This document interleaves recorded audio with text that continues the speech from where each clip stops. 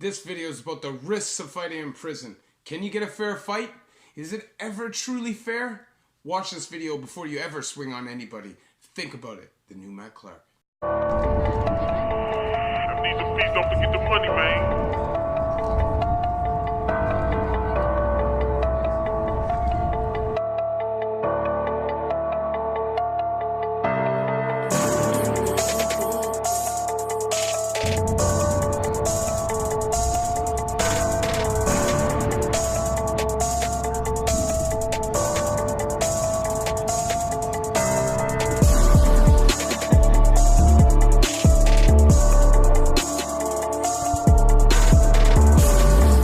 What's up, Matt Clark here at the new Matt Clark. How are each and every one of you doing on this amazing Monday?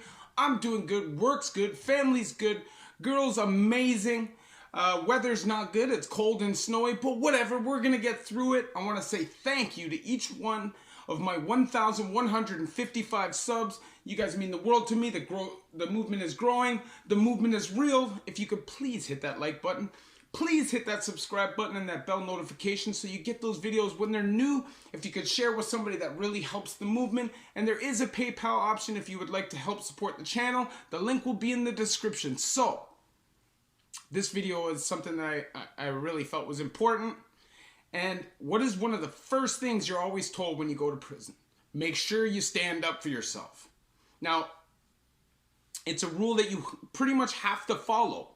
If you want to have any respect, if you want to have any chance of doing your time comfortably, you definitely have to stand up for yourself.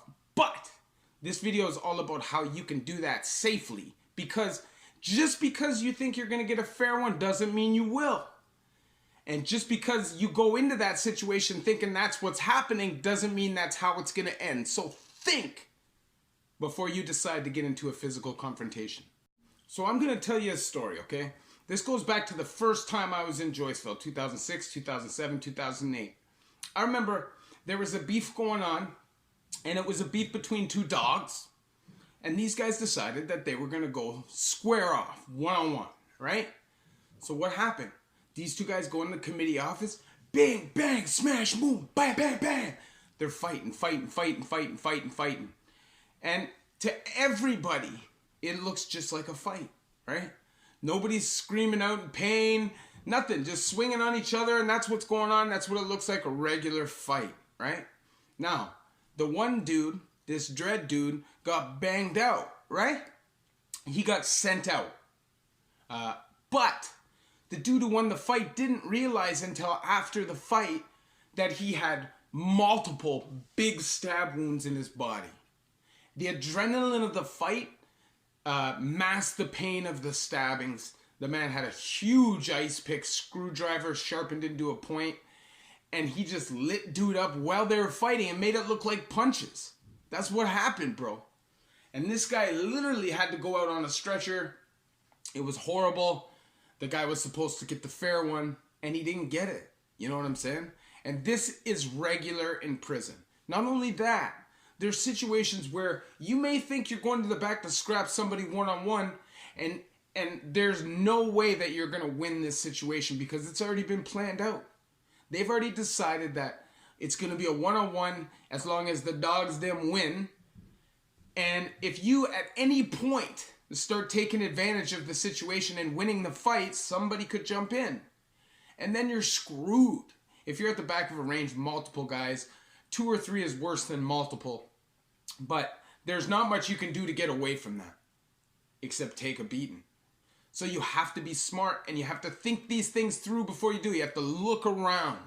Survey your surroundings, okay?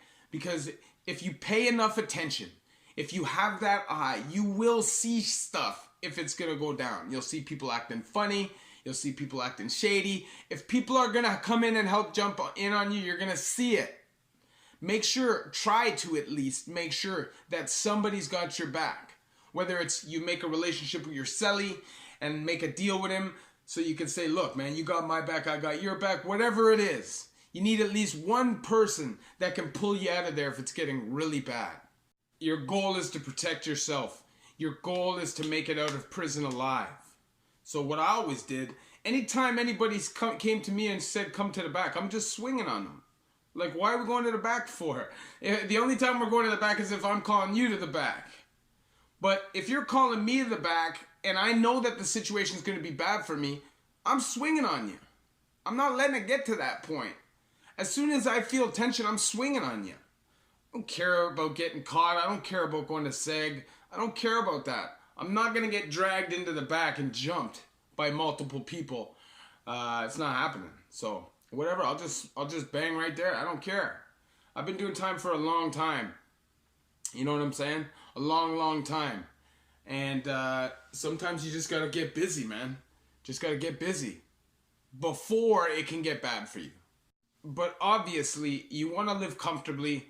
You don't want to be one of those people that's just banging out and fighting and stabbing people, going to seg, going to max, going to the shoe, back and forth. That's a miserable existence.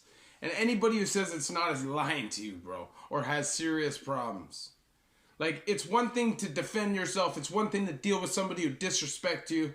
It's another thing just to be all out crazy. Like I said in past videos, the people that make it out, the strongest, the people that make it out and survive the greatest are the people that use this first and this only if they have to. That is the way, man. And it doesn't mean you're a coward, man. A lot of people have this issue with saying, I can't be a bigger man and discuss a scenario that works out for both of us, rather than just letting pride get in the way and bang over everything.